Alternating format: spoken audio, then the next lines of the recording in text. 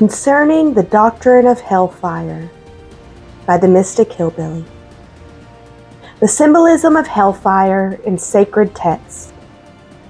And the devil that deceived them was cast into the lake of fire and brimstone, where the beast and the false prophet are, and shall be tormented day and night forever and ever. Revelation 20:10. The Bible, like all sacred text, is not just a collection of stories about people and places. It is a tapestry woven with symbolic language, filled with deeper truths meant to guide us on our spiritual journeys. When the Bible speaks of fire, torment, and beast, it is not describing literal events, but spiritual principles. These symbols, fire, the beast, and the false prophet, represent forces that we must understand and overcome as our souls evolve. The Bible, especially its older Jewish portions, use parables and dark sayings to teach these truths. It can be misleading to those who see only the surface and mistake the symbolism for history. But those initiated into its mysteries know there's more to these stories than meets the eye. Like all ancient scripture and myths, the Bible is full of allegories, stories that use symbols to explain the growth of the soul and the journey we all take towards union with the divine. Though these stories may not be historically true, they are universally true. They reflect experiences every soul must go through as it grows and evolves. Long ago, the early Gnostic sects, who claimed to be the true initiates of Jesus' teachings, understood this. They taught that the stories found in the Gospels were allegories, meant to reveal deeper spiritual truths.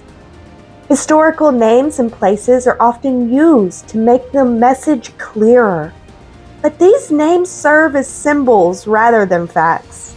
For those not initiated into these mysteries, the stories may seem simple or even fantastical, but to those who understand, they speak volumes about the soul's journey. Since the stories in scriptures often don't align perfectly with proven historical events, people have struggled with how to interpret the Bible. Some have chosen to follow it literally, even when this leads to contradiction with common sense, justice, or compassion. Others have tried to bend and twist the scriptures, accepting only the parts that they can prove and casting doubt on the rest. Throughout history, bloody conflicts have been fought, and unspeakable acts have been justified in attempts to reconcile these discrepancies. Everything from slavery to oppression has been sanctioned in the name of these holy texts. When we study the myths and legends of older cultures, filled with gods and goddesses, we don't usually expect them to be accurate accounts of history. We accept that they are symbolic, teaching spiritual truths that go beyond the physical events they may reference. So, why do we approach the Bible differently? The Bible, like these ancient texts, use historical names and places not to tell literal stories, but to convey deeper spiritual lessons. Some of these figures are taken from history because their stories naturally fit the symbolic message. Other times, the names are purely symbolic, crafted to reflect the soul's journey towards enlightenment. Even the words and numbers in these pictures carry hidden meanings. Every detail, down to the numbers assigned to certain names or events, is carefully chosen to represent stages of our spiritual growth. This sacred text is a guide, showing the path each soul must walk as it moves through the challenges of life. Seeking reunion with the divine, the Bible is not about history, but about the heart, about the universal truths that we all experience as we journey towards spiritual atonement and peace. The Old Testament was written to teach divine truths to the Hebrew people, using symbols rooted in Hebrew and Chaldean history. While the symbols may be expressed in the language and culture of the Hebrews, the lessons are universal, meant to apply to all of humanity. These stories, like those found in other sacred scriptures, use the symbols and thought patterns of a particular group, but their deeper meaning speaks to every soul on its journey towards the divine. The New Testament takes this step further, offering a symbolic history of the Christ force, the divine spark that lives within each of us. It tells the story of the soul's awakening, from the moment Christ is born in our hearts to the crucifixion where we must let go of material desires, to the resurrection when the spirit triumphs over the physical. This journey is one that every soul must experience in some form, as we all move towards spiritual victory and the immortality of the spirit. Whether or not a historical figure named Jesus existed is not the central point of these teachings. What matters is the message. The story of Christ holds living truths, and each person who reads it will receive what they are ready to understand. For some, it will be a story of love and sacrifice, while for others, it will reveal the deeper, hidden path to their soul's evolution. Each reader, depending on their level of understanding, will take from it the wisdom they need at that moment. Revealing the deeper truth behind hell. Historically, there was a great master known as Jesus, the most profound spiritual teacher or avatar to ever walk the earth. He, too, journeyed through the very experiences symbolized in the Bible, passing through the stages of spiritual mastery that every soul must face. The stories told about him are woven with both history and symbolism, combining real events with deeper spiritual meanings to convey profound truths. His teachings remain the most sublime gift to humanity, a treasure of wisdom that continues to guide and inspire. Christian Bible is more than just a religious text. It is a deep well of esoteric or hidden divine wisdom. Within its pages lies the accumulated knowledge of ages past, as well as the prophecies of times yet to come. It speaks to the spiritual evolution of every soul, revealing truths about the universe and our place within it. Consider a passage from Revelation 11:3-8, where two witnesses are given power only to be overcome by a beast that rises from the bottomless pit. Their bodies are left lying in the streets of a city spiritually called Sodom and Egypt, where our Lord was also crucified.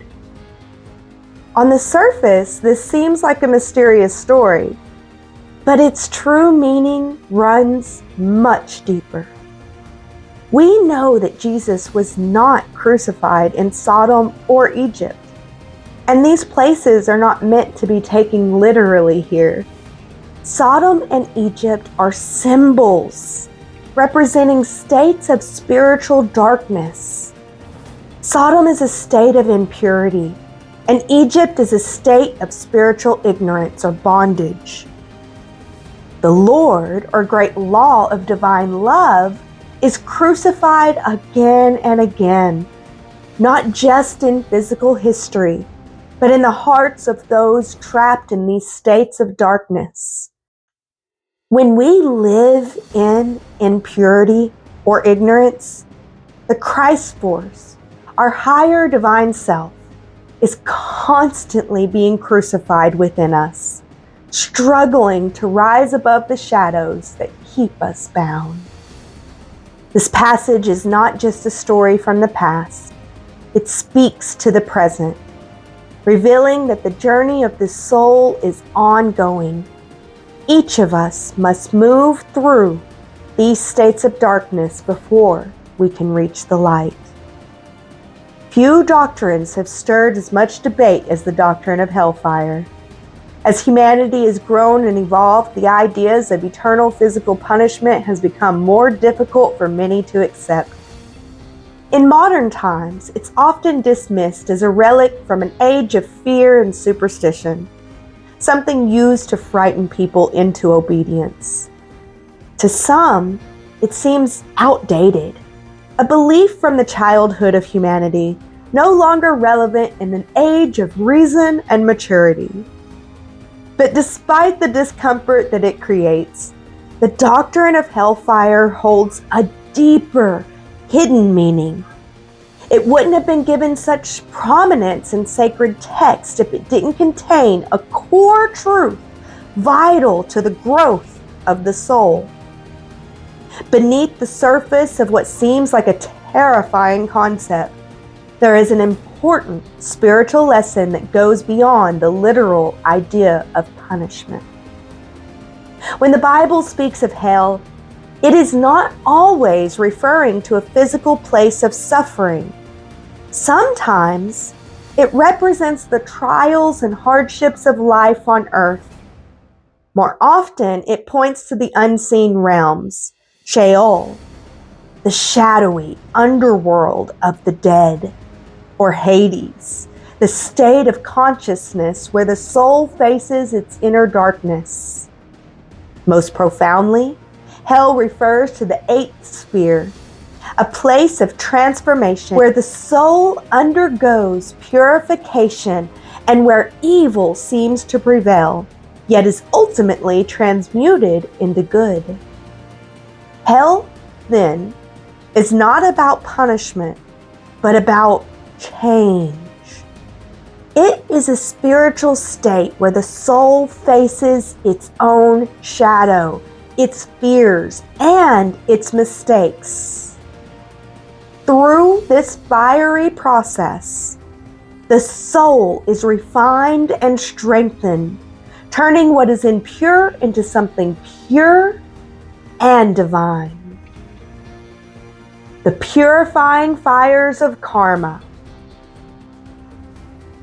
When hellfire is mentioned in the Bible, it is not a literal fire of punishment, but the purifying fire of karma.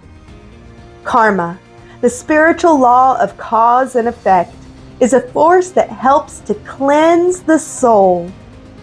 These fires burn away what is false, selfish, or impure, refining the soul into something truer and more divine.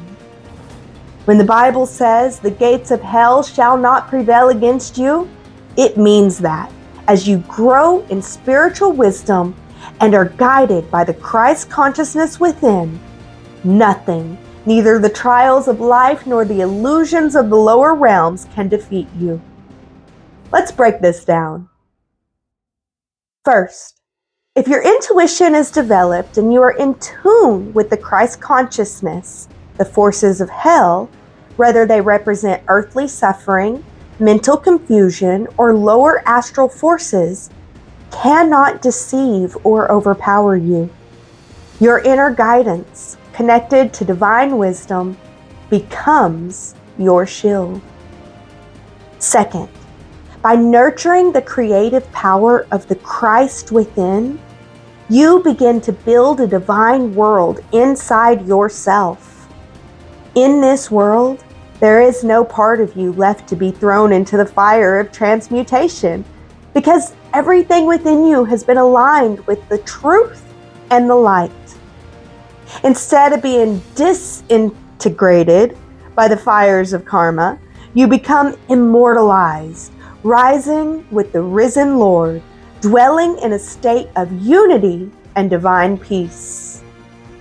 Third, when your intuition is centered in the Christ, no evil can come near you.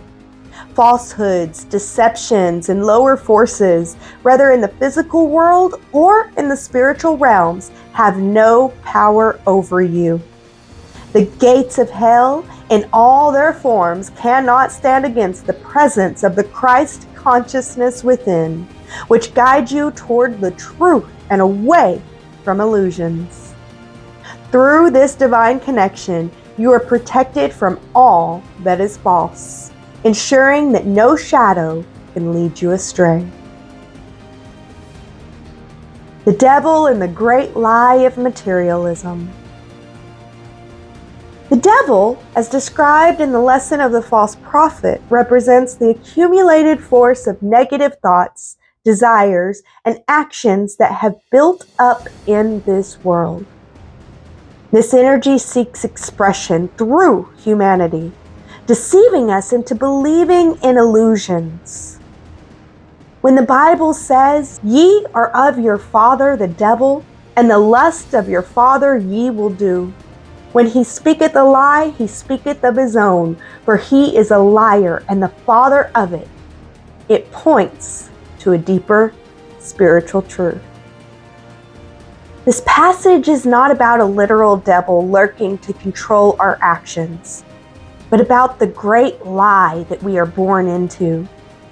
The devil symbolizes the false belief that the physical body and the material world are the ultimate reality. Many people live trapped in this illusion, mistaking their temporary earthly experience for the whole of their existence. But the truth is far deeper. Our personality, the mask we wear in this world, is not who we truly are. It's just a temporary garment, something we put on during our time on earth.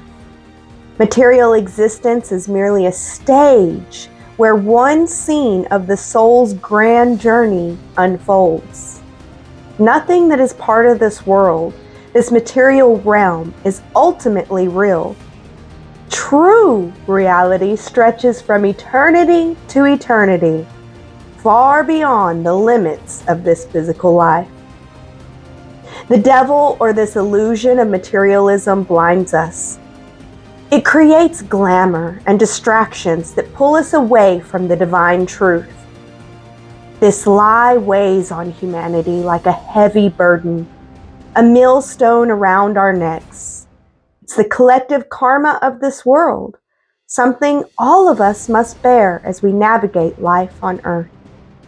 In this way, humanity is a child of the devil, not in any literal sense, but in the sense that we are born into a world of illusion and we must face the struggle of moving beyond that illusion. As Job said, "Man is born unto trouble as the sparks fly upward." Yet in these very struggles lies the remedy. Through the challenges that we face, the hammering of life's hardships and the fires of karma, divine sparks are released from within us. These sparks do indeed rise upward, flying back toward unity with the divine source.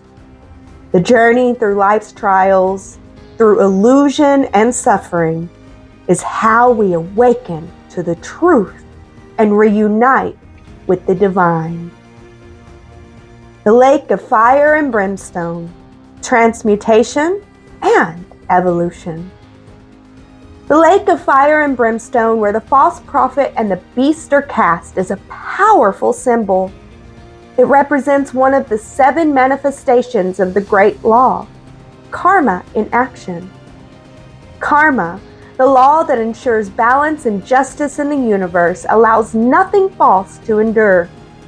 Anything that cannot stand in the vibration of divine truth must be consumed and transformed by this fiery force. The flames in this lake are not flames of destruction, but of purification and transmutation. They consume everything that is impure, everything that creates a false impression, everything that pretends to be something that it is not. Lies are not only spoken falsehoods, they are anything that misrepresents the truth. whether in action, thought, or appearance. The fire burns away these illusions, leaving only what is true and eternal. Brimstone, or sulfur, plays an important role in this process. Used in everyday life for bleaching and purifying, it is also a symbol of spiritual purification. It represents the earth plane and the stage where we, as novices on the spiritual path, must enter the flames to be transformed. It acts as the catalyst, preparing the elements cast into the flames for their next step in evolution. But in doing so, brimstone must itself be sacrificed. It burns away, giving up its physical form to help raise everything around it to a higher state. This is the deeper meaning behind the symbol of fire and brimstone that we often hear about. It's not a symbol of destruction, but one of transformation, a necessary sacrifice that leads to growth. The lake of fire and brimstone described in sacred text is not a literal place, just as hell itself is not a physical location. Instead, it represents a state of being, a condition we experience both individually and collectively. On the larger scale, it reflects the earth plane, the stage where humanity and the earth itself must pass through a period of burning and purification. This process prepares both the earth and its inhabitants for the higher conditions that will come with the birth of the new humanity. Just as sulfur releases gases during its transformation, so too does the earth release powerful forces as it undergoes its own purification changes. These forces are gathering, building up toward a great release that will mark a significant shift in human evolution. The humanity that survives these coming changes will be those who have also passed through the fires of karma, purifying themselves so they can breathe the rarefied atmosphere of the new world, one where higher spiritual conditions will prevail. This fire and brimstone, then, is not about fear or destruction. It is about purification, evolution, and the preparation for a higher reality. It speaks to the eternal cycle of growth, where both individuals and the planet itself are refined by fire to reach their next stage of existence. Hell as a separation from the divine. Hell, at its core, is the illusion of separation from God. The psalmist expresses this deep yearning for divine connection when he cries, "For thou wilt not leave my soul in hell, neither wilt thou suffer thy Holy One to see corruption." While the body, being physical, is subject to decay and corruption, the soul remains pure and untouched by the fires of illusion if it stays connected to the divine. The idea of hell is not about eternal punishment, but about the suffering that comes from being disconnected from the light of truth and love. This separation creates the conditions of hell, a state of confusion, decay, and inner corruption. In this state, the physical and mental bodies are affected by negative influences from birth.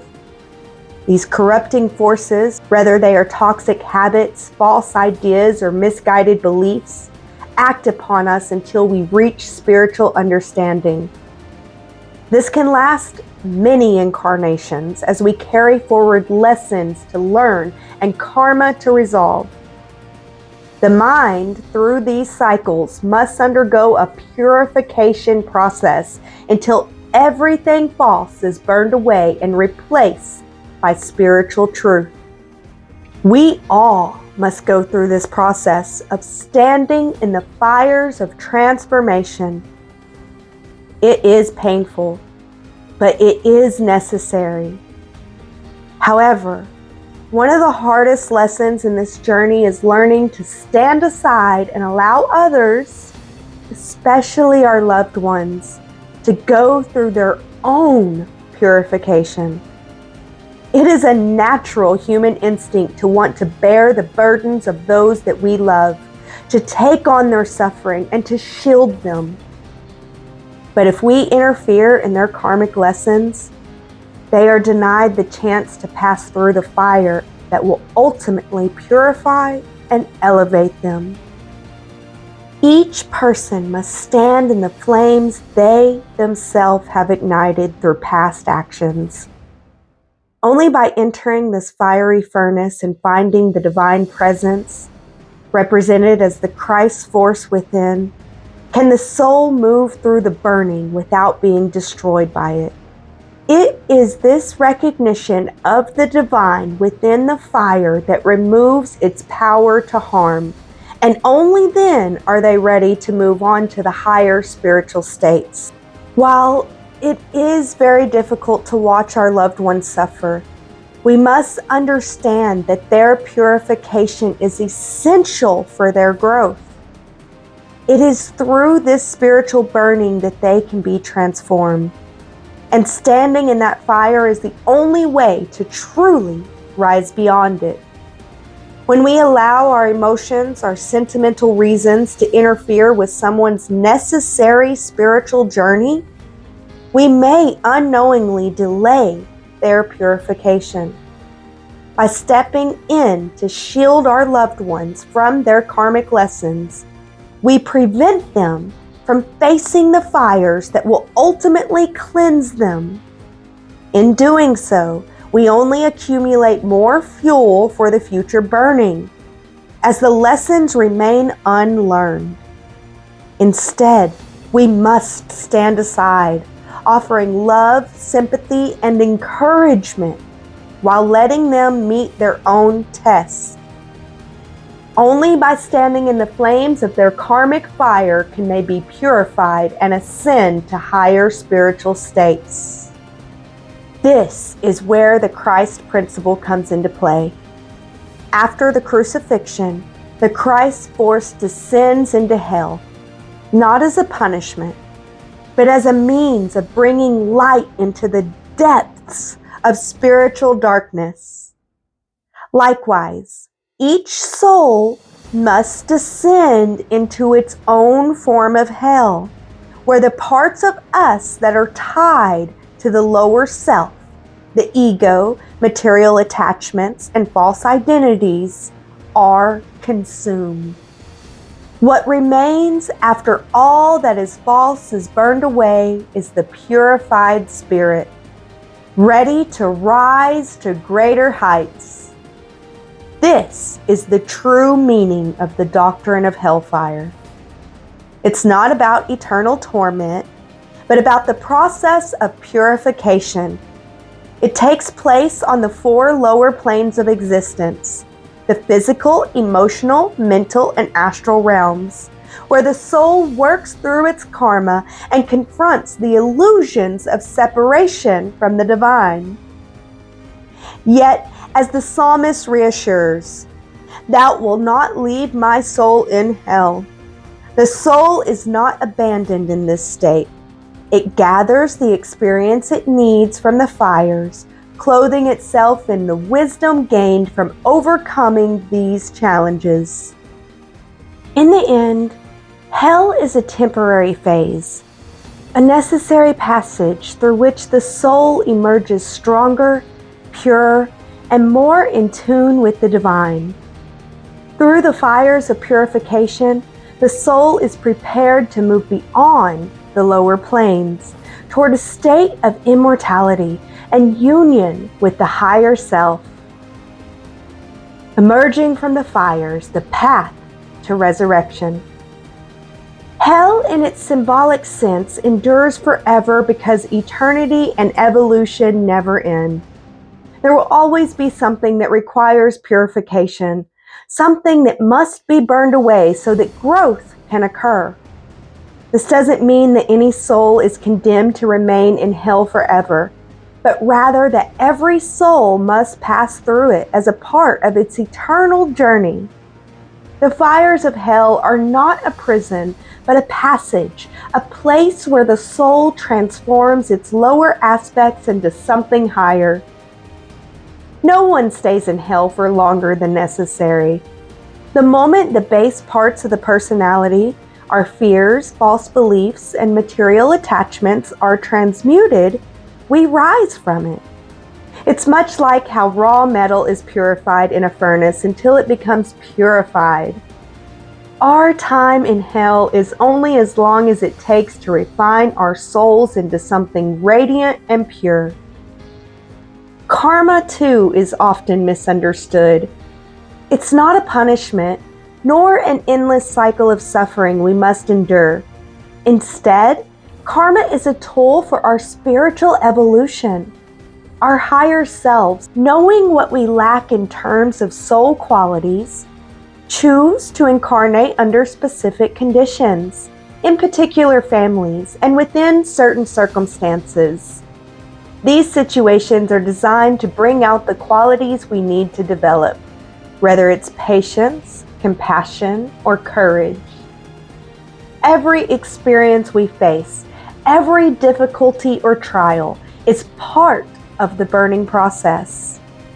Through the fires of karma, all that is impure is burned away, leaving only love, the ultimate truth.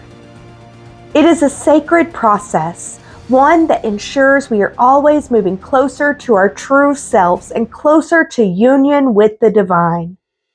Each soul passes through these flames, not as punishment, but as a path to its spiritual mastery. As we journey through the fires of karmic purification, selfishness and earthly doubts fall away like ashes. Every sincere seeker of truth must willingly stand in these flames, for only what is false, only that which is impure or untrue, can be burned. The fires of karma do not harm the soul, they consume the illusions that weigh it down. False teachings, misguided beliefs, insincere love, and distorted ways of living. All of these are temporary, and they will be consumed by the flames. This realization of the fire that burns but does not destroy, and the worm that does not die, should be a source of comfort to your soul. The fire purifies and transforms, but it does not destroy what is immortal. Therefore, do not fear the trials and challenges that come your way. Trust the process, knowing what holds you back from spiritual advancement is being burned away. All you need to do is wait, trust, and pray that whatever keeps you from your true spiritual path may be consumed quickly, so that the burning may come to an end. The fire of the trials of life, though fierce, is your ally, preparing you for a life of deeper truth and divine peace. When the impurities have been fully burned away, only the eternal light within you will remain, shining brightly for all to see. Weaving the immortal garments of purity and truth. What burns in the fires of purification is mortal and transitory. It is not part of your true eternal self. The flame consumes what is temporary: fear, doubt, falsehoods, and material attachments. Realize that these fires cannot burn one moment longer than you allow by continuing to feed them. As soon as the impurities of fear and deception are consumed, the dawning of the resurrection will begin. The moment you stop deceiving yourself and others, the moment you let go of falsehood and stop clinging to what is not real, You will no longer provide fuel for the flames. The burning will end, and the dross, the waste of illusion, has been fully burned away. Until then, stand firm in the fire, for it is refining you. These flames are your transformation, purifying you and preparing you to weave for yourself immortal garments of purity and truth. Lay up for yourself treasures that are eternal, spiritual riches that cannot be corrupted by time, and that no thief can steal, and that no moth or rust can destroy. When the fires of hell have finished their work, they will become your crown of glory. This crown forged in the flames of your trials will shine brightly, illuminating your spirit and reflecting your purified soul.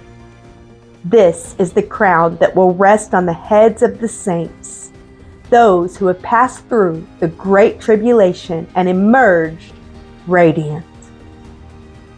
In that day, the purified souls will walk the streets of New Jerusalem, a renewed earth, clothed in the garments of light and truth. There will be no more darkness, no need for candlelight or the light of the sun. For the Lord will be their light, and they will reign in eternal peace. These are the ones who have endured the fires, emerged victorious, and now live in the fullness of divine love, their souls shining with the glory of the transformations that they have undergone. And so it is. The Mystic Hillbillie. Be in love.